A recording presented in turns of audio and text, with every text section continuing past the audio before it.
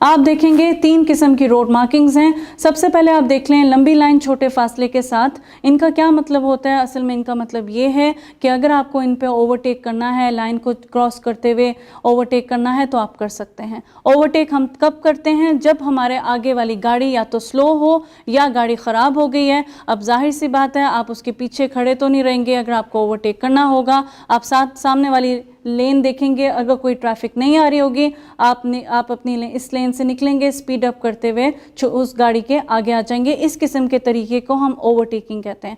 तो आप इस तरह की लाइंस पे ओवरटेक कर सकते हैं। जहां पे आप लोग पूरी वाइट लाइन देखेंगे वहां पे आप ओवरटेक नहीं कर सकते। और यहाँ पे याद रखिए कि ये 2 लेन्स हैं जो कि जा रही हैं, 2 लेन्स बता रही हैं कि आप यहाँ से आ सकते हैं। आपस में अगर ओवरटेकिंग करनी है तो कर सकते हैं, लेकिन लाइन को क्रॉस करके ओवरटेकिंग करना मना है।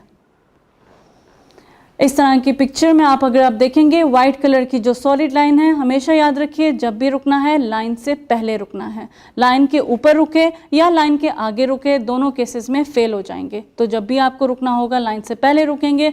और जब भी हम इस तरह की छोटी लाइन छोटे फासले के साथ देखते हैं, इसका मतलब होता है कि आपको अपनी गाड़ी की स्पीड को कम रखना होता है। अगर आप पहले से देखते हैं कि मेन रोड पर कोई गाड़ी नहीं है तो रुके बगैर आगे जा सकते हैं। लेकिन जब भी व्हाइट लाइन देखेंगे, सफ़ेद लाइन आप देखेंगे, तो लाजम याद रखिए कि लाजम आपको रुकना है, चाहे मेन रोड पे गाड़ी है या नहीं है, तो वहाँ पे रुकना ज़रूरी होगा। और हमेशा याद रखें लाइन से पहले रुकना है। इस किस्म की रोड मार्किंग जो है आप लोगों ने देखी होगी, जहाँ पे चारों तरफ सिग्नल्स होते हैं, वहाँ पे आपको बीच में कुछ इस तरह का बॉक्स नज़र आएगा और चेक्स नज़र आएंगे। इस किस्म के बॉक्स को हम येलो बॉक्स कहते हैं। और इसका क्या कानून है कि जब भी अगर गाड़ियाँ इधर तक रुकी हुई हैं, बेशक आपका सिग्नल ग्रीन है, आप इस बॉक्स के अंदर नहीं आ सकते। जब भी कभी आप इस सिग्नल पर पहुंचे तो आपको एक येलो बोर्ड भी दिखेगा, उसमें इंग्लिश में और अरेबिक में लिखा होता है do not enter the junction until exit is cleared. मतलब कि जंक्शन में आप तब तक एंटर नहीं हो सकते जब तक कि आपके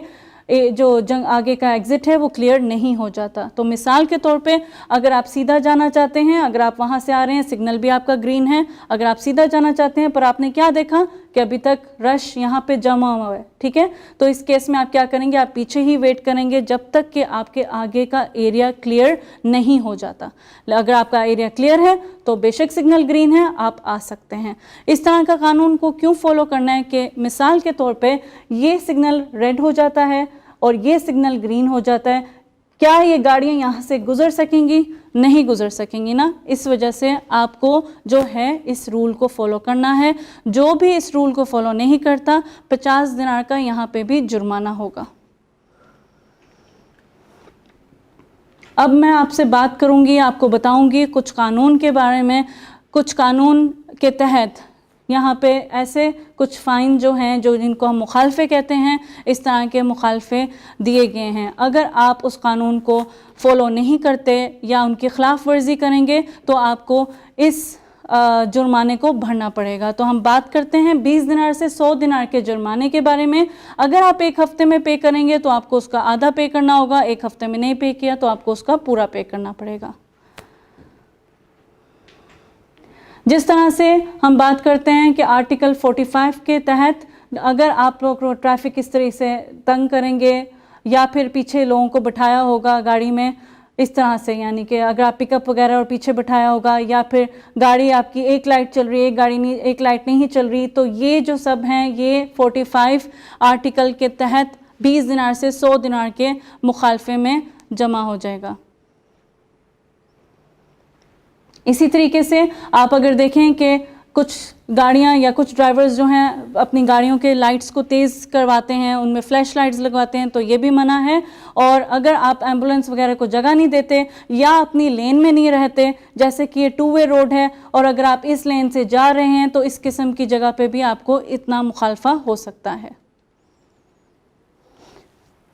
अगर आपने अपनी गाड़ी को किसी प्राइवेट रैली वगैरह के लिए यूज़ किया हुआ है ट्रैफिक की इजाज़त के बगैर, तो ये भी मना है, ये भी कानून की खिलाफ वर्जी करना ही होगा। जिस जगह पे लोग रहते हैं या जो बाज़ार का एरिया होता है वहाँ पे आप स्पीड अप नहीं कर सकते और सीट बेल्ट अगर नहीं लगाई तो 20 से 100 दिनार का मुखालफा है।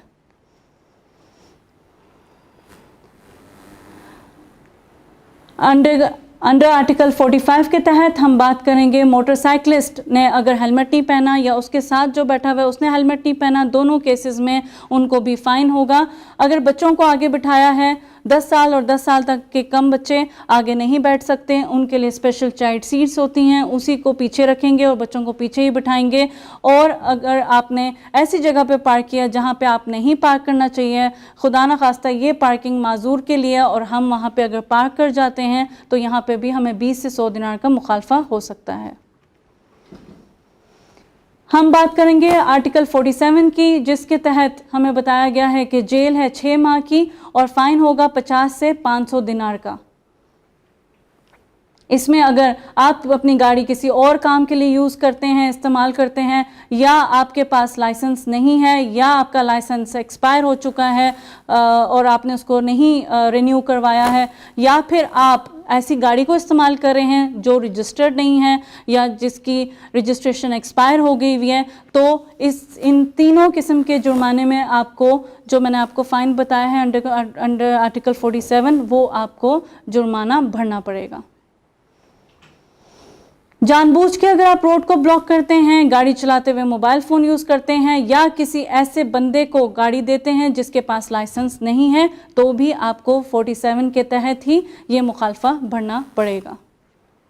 अब बात करते हैं आर्टिकल 48 की, जिसमें है कि आप जो लाल इशारे को तोड़ना होता है, मतलब कि रेड लाइट को जंप नहीं कर सकते।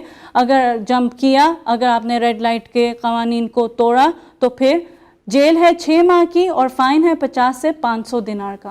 अगर खुदा न खास्ता लाल इशारा तोड़ने की वजह से, यानी कि रेड सिग्नल तोड़ने की वजह से, अगर आप खुदा न खास्ता कोई एक्सीडेंट हो जाता है जिसमें दूसरे बंदे की कोई चोट वगैरह निकली है, तो वहाँ पे 3 महीने से 1 साल की जेल है, 1000 से 3000 के दिनार का फ़ाइन है। लेकिन अगर उसी एक्सीडेंट की वजह से दूसरे बंदे की डेथ हो जाती है या मेजर इंजरी हो जाती है, तो वहाँ पे ये जो पनिशमेंट है या ये जो जुर्माना है, ये डबल भी हो सकता है। आर्टिकल 50 के थ्रू अगर आपने स्पीड लिमिट की वजह से कोई इंजरी की है, तो वहाँ पे खुदा न खास्ता अगर आपके एक्सीडेंट की वजह से किसी दूसरे को इंजरी हो गई है, तो 3 माह की जेल है और 1000 दिनार का फ़ाइन है। और आर्टिकल 50 यानी कि आर्टिकल 50 के थ्रू अगर स्पीड लिमिट की वजह से किसी दूसरे बंदे की जान चली जाती है या मेजर एक्सीडेंट हो जाता है, तो ये पेनल्टी जो है डबल कर दी जाएगी। आर्टिकल 52 के तहत हम बात करते हैं वो जुराइम के बारे में जो 20 से 50 दिनार तक के हैं। जिस तरह से अगर आपने 1 हफ्ते में पे किया तो ये अमाउंट कम कर दी जाएगी, 1 हफ्ते में नहीं पे किया तो ये अमाउंट पूरी पे करनी पड़ेगी। अगर आप इस तरीके से पार्क करते हैं कि मेन रोड वाले ड्राइवर्स को जगह नहीं मिलती है, या फिर इमरजेंसी अलार्म डिवाइसेस लगाते हैं गाड़ियों में, या फिर गलत साइड की तरफ से आप आ रहे हैं, जिस तरह से आप इस तस्वीर में देख सकते हैं, तो आपको 20 से 50 दिनार का फ़ाइन हो सकता है। इसी तरीके से अगर आप येलो बॉक्स के रूल को नहीं फॉलो करते, या फिर आप लोगों ने देखा होगा कि मेन रोड पे एक येलो लेन होती है, अगर आप उधर से ओवरटेक करते होंगे या फिर इस जगह पे आप रुकेंगे जहां पे आपको पार्किंग अलाउड नहीं है, तो इस जगह पे भी 20 दिनार से 50 दिनार का फ़ाइन होगा।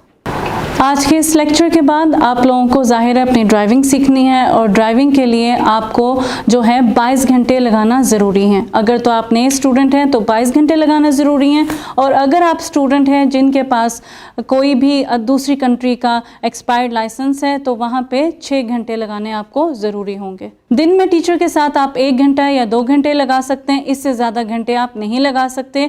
1 घंटे के हैं 7 दिनार, 2 घंटे के हैं 14 दिनार। प्लीज़ इससे ज़्यादा पेमेंट किसी भी टीचर को करने की ज़्यादा ज़रूरत नहीं।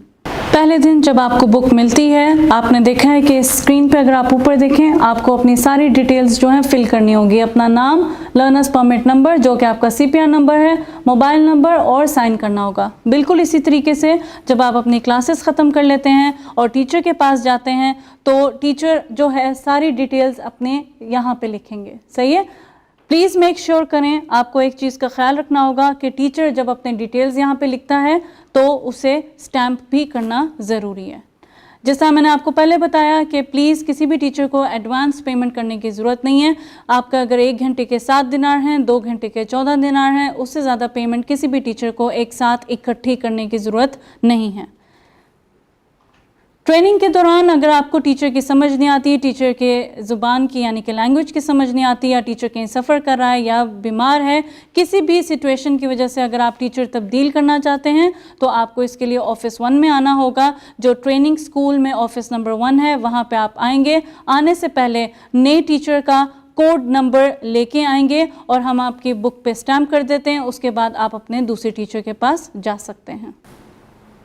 जब आपको टीचर चाहिए होगा तो इसी वेबसाइट पे आप लॉगिन करेंगे www.bahrain.bh। जब आप लॉगिन करते हैं तो टीचर की सारी डिटेल्स निकल आएंगी, टीचर की लिस्ट्स और उनके नंबर्स निकल आएंगे। आप घर में बैठे बैठे उनको कॉल कर सकते हैं, उनसे बातचीत करके साथ अपनी टाइमिंग सेट कर सकते हैं और उनके साथ गाड़ी सीखना शुरू कर सकते हैं।